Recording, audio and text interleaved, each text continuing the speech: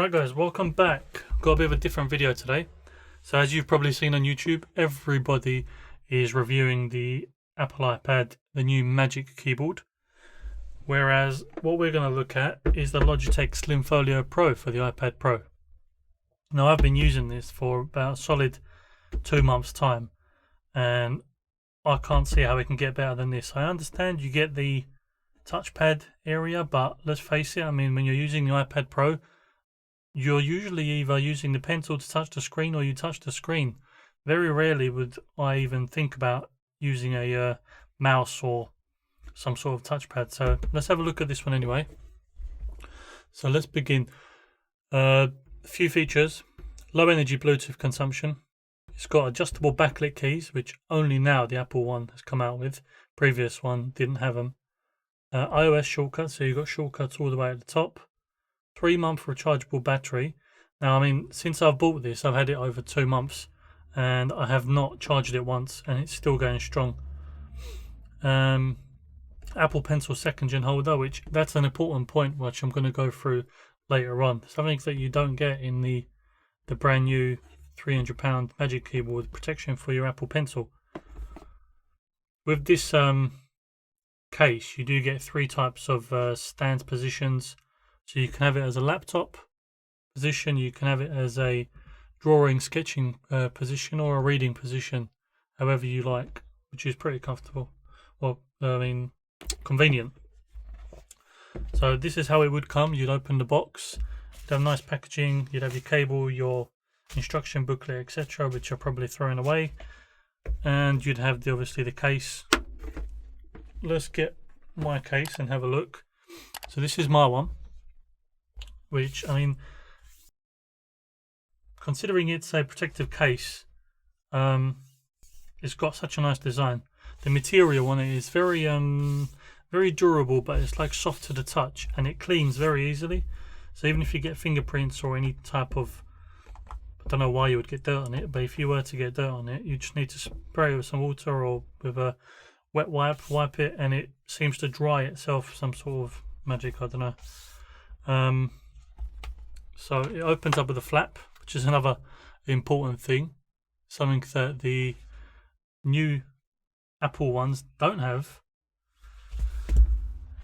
So you get this lovely keyboard. One thing I do like about the keyboard is it's very tactile. You can hear the keys and it's very nice. It's just like a normal laptop type of keyboard, which is very good. Unlike the Apple's previous one, where it just looked like it was very the keys, you didn't really feel like you were typing on a keyboard when you were pressing them. So you got this strip here, which is a magnet, and then this magnetizes to that, if you can hear it, and that's how you get your first position. And I'll show you the other positions once we put the actual tablet in. So if I grab my tablet, and I'll show you what's the best way to pop that in there. So I've got my iPad Pro. Now I've noticed that there is a certain way to put this iPad Pro inside the case, and it's the best way that I've found. So what you want to do, you want to pop the bottom sections in first. Once they're in, you notice that this volume and power button section is quite how can I say, like, very, I wouldn't say flimsy, it's just that it allows you to maneuver it very easily. However, this corner is very sturdy. So what you want to do, you want to get this corner first and put the tablet in there. So once you got that, then this one is easy. It just flips over. There you go. Clips on, should I say. However, if you do that one first, that one is a nightmare to put on. I suppose that's one of the disadvantages of this case, is that it's not very easy to take in and out very quickly. But how often are you going to really do that? I don't remember. This is the first time I've taken my iPad out of this case in the 2 months I've had it in there. There's been no need. Right, so like I said, we've got the laptop position, then we've got the sketching drawing position, and then you flip it all the way around and you've got the reading position. So let's talk about some. I've got a lot of pros and cons. Well, I've got a lot of pros, not so many cons, to be honest. A big pro for the Logitech Slim Folio, you get protected corners. So all four corners are protected if you were to drop the tablet while in the case, which is something you can't say about the Apple keyboards, Apple case keyboards, which if you're carrying around something that's over $1,000 or £1,000 and you drop it, you're going to be very disappointed once you find out that that has provided no protection. See, the Apple one, this is just one of their Slim Folio ones. It magnetizes onto the back, which you've probably seen, and then the thing is, it goes all the way around right next to the actual case, so there's literally no protection. And I'm sure if you were to drop it, this flap would open up as well, and then you'd crack your lovely iPad screen, which I doubt anybody wants. So pro number one, you got protected corners. You also got a big bonus, which you can see the Apple Pencil goes up here, charges, and when you've closed the iPad, say you're carrying it around, you got a flap here, flaps over the top with magnets, and then that protects your Apple Pencil. So it doesn't matter if you knock it or anything like that, your Apple Pencil won't fall out. And then once you're using it, you can magnetize it onto the back so that flap doesn't get in the way. However, if you're using the Apple one, you don't have a flap, so you're carrying around a case with your pencil magnetically just hanging on the edge. Although the magnet is quite strong, still if it hits on the side, your pencil's gone. I mean, that's over £100 and $100 for this Apple Pencil. Why wouldn't they implement something in the original Apple one to protect this? Could it be that they want you to lose it, and then you can they want you to buy a new one every time? Possibly. Wouldn't surprise me. But that's one thing I like about the Logitech one, is that I know it's all protected, so I can carry it about. I don't have to worry if my Apple Pencil is going to fall off. So there you go. And if you don't want it charging, if it's fully charged, there's a little slot in here which you can just keep your Apple Pencil in. I don't think it will charge in that slot, but it will just more added protection, so you definitely know it won't be falling out now. Right, let's have a look at some more benefits. Right, so the keyboard, backlit keys. Do I need to say more? Who has ever had a keyboard and it gets a bit dark and it's not backlit, and you're having such a nightmare trying to find the keys and what you're going to type? Having a backlit keyboard is just night and day difference, and it's something that everyone should have now. And the fact that Apple didn't include it in their first keyboard case and charge that much money is beyond me. Now they've finally got around to including it, so I suppose that's a benefit. So as you can see up here, you've got a lot of shortcuts. So you've got the home shortcut, you've got the backlight levels, which I'll show you in a second. You've got a search bar, which if you press it, so you can search on the screen. On-screen keyboard. So if say you're typing something and you don't want to use this, you can press the on-screen keyboard and it pops up and it pops away. You've got your rewind, play, fast forward, and you've got mute, volume down, volume up, lock, Bluetooth, and I think this one to check the battery level, which is green, which I'd assume is good.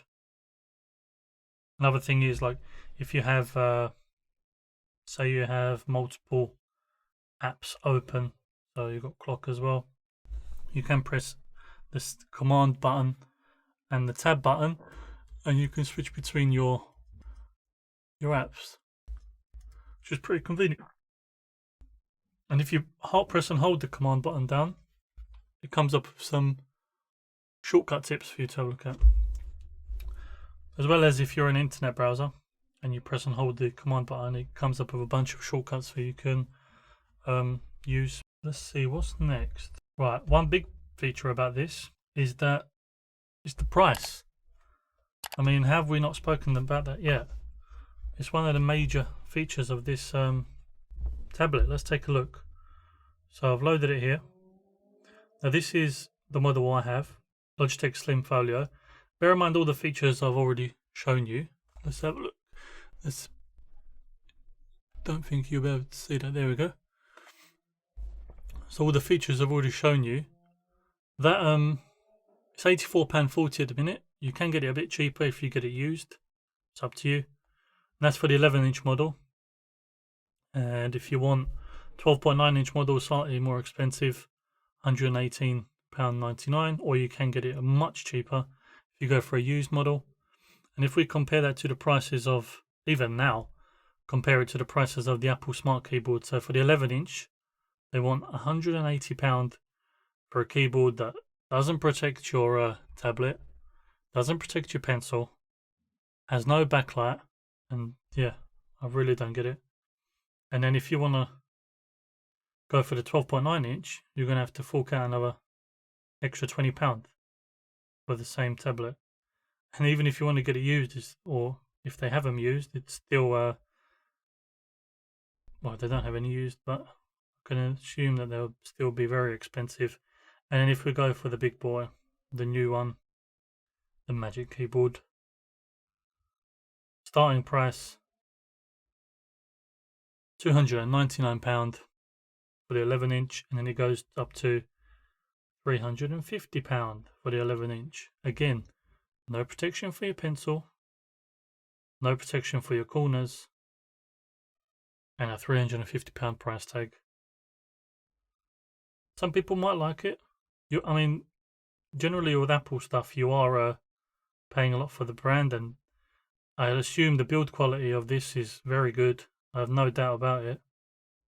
But it's just for the price, you can get yourself a Logitech Slim Folio and an Apple Pencil, and I have as much money left over as them two cost. So I know what I would do, but it's up to you. All these things, I should say, all these products I've shown you here, I'm going to leave a link in the description box below. So have a look if you want to get any of them. Anyway, let's go through some of the cons. The volume up, volume down and power buttons, they are not that they're not that responsive. You have to you have to press quite a bit to get the response out of them.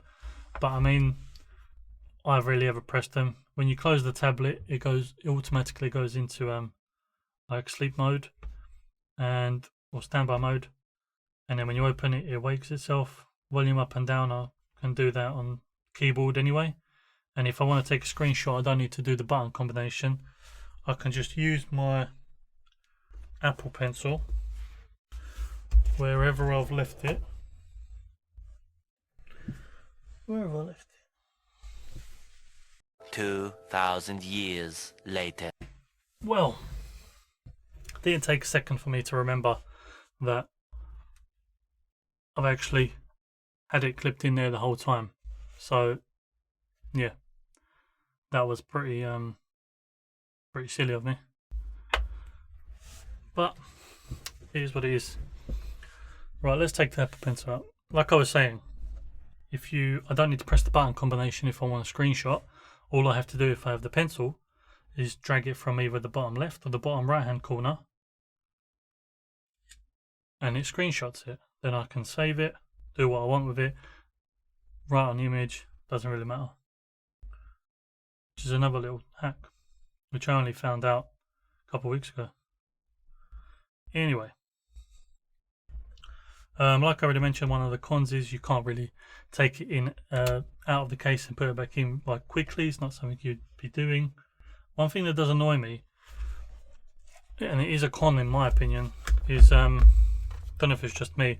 You can see I've got this battery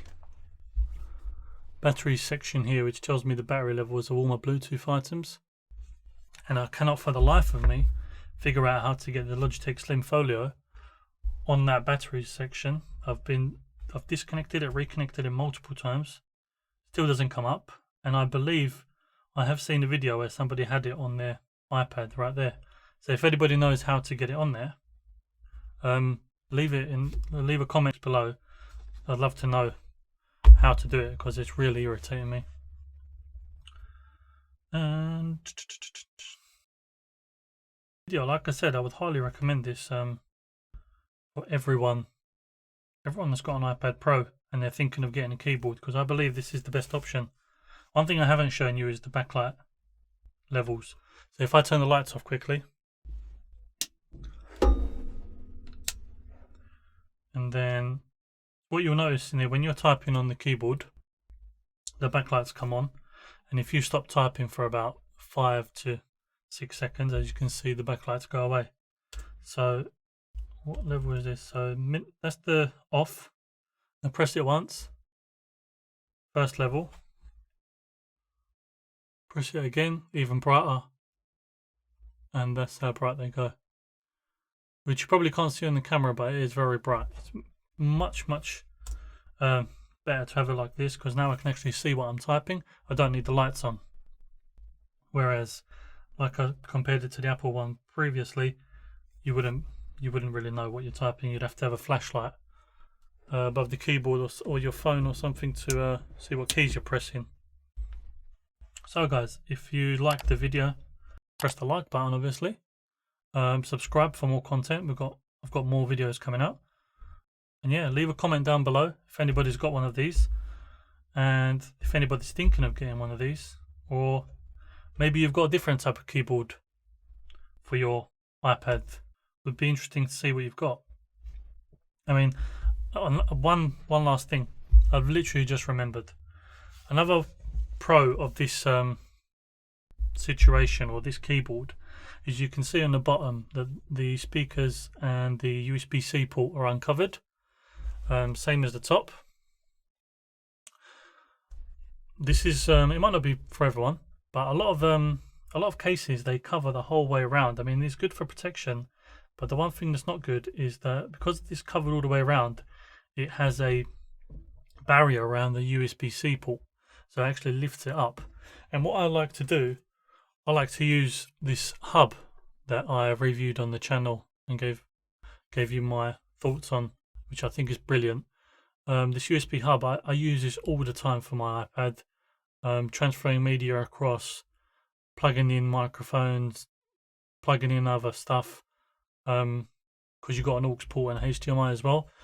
And because there's nothing stopping it there, you can just clip in, and then as you can see, you've got the blue light. It just clips in, and then I can start using it. Whereas if I had some sort of case on there, I wouldn't be able to clip in, as not all of the USB-C would, not all of this bit would manage to make it to the end. So that's another benefit of the Logitech one. I mean, also with the Apple ones, you also, like I said, it doesn't cover any of the edges, so you could do that on them as well. And anyway, that was the final point. Thank you guys for watching. Tune in for more content coming up. Subscribe to the channel. Thumbs up. Leave comments down below. Stuff you'd like to see. I do read them. And I'll try my best to get the products you want to see. So, see you guys on the next one. And again, thanks for watching.